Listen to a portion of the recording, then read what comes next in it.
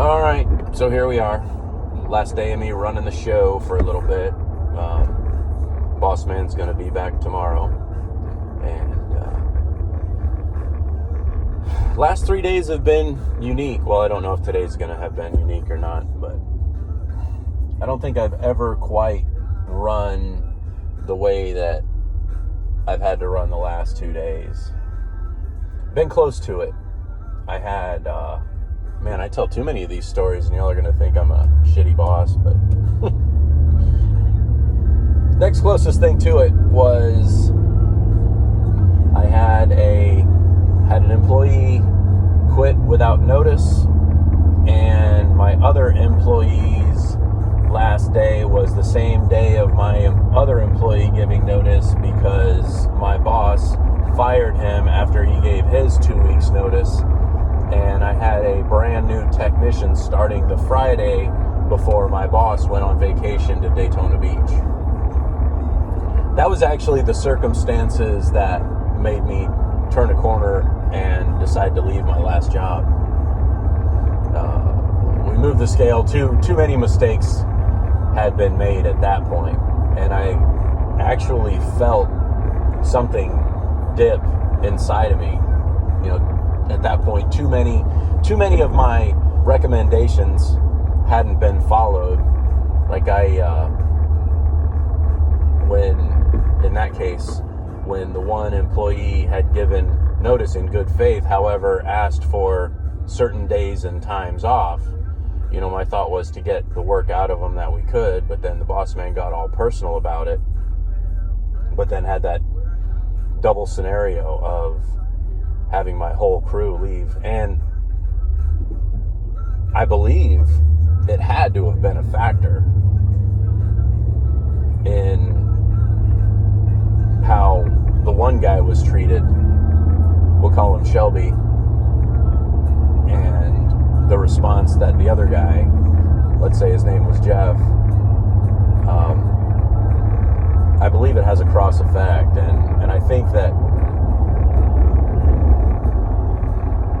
white-collar people that work their way up from the blue-collar maybe lose sight of that perspective, like you actually cross over to something different.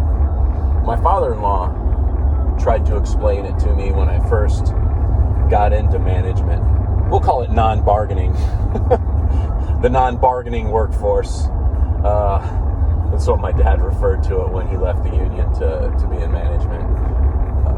Leaving the non-bargaining segment. So I said to him, Jim, no, there's no difference, man. We're all just people. And he's like, no, it's not like that, son. You'll see. And he was right. And I hate it. Like even if I talk to them, even if I listen to them, there's an element of it that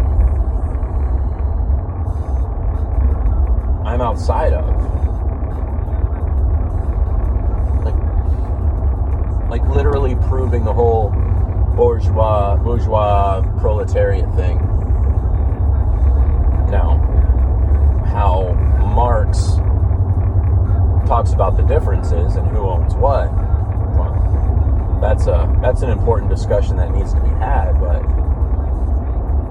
I don't think it's a discussion the way that society is being formed in the United States, at least, or the West. If you're able to have a discussion between those two groups and you can bridge those gaps, then you're able to come up with something truly amazing. But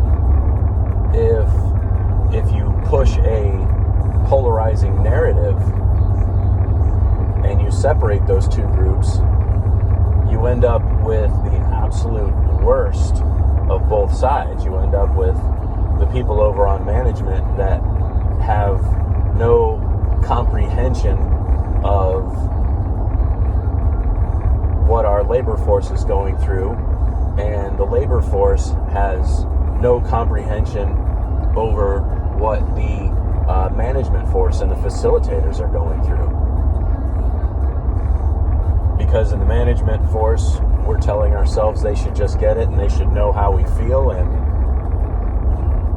in the labor force, somebody's telling them a lie that you have 100% ownership of everything around you.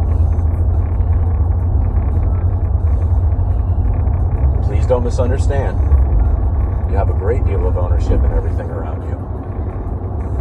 But there's give and take.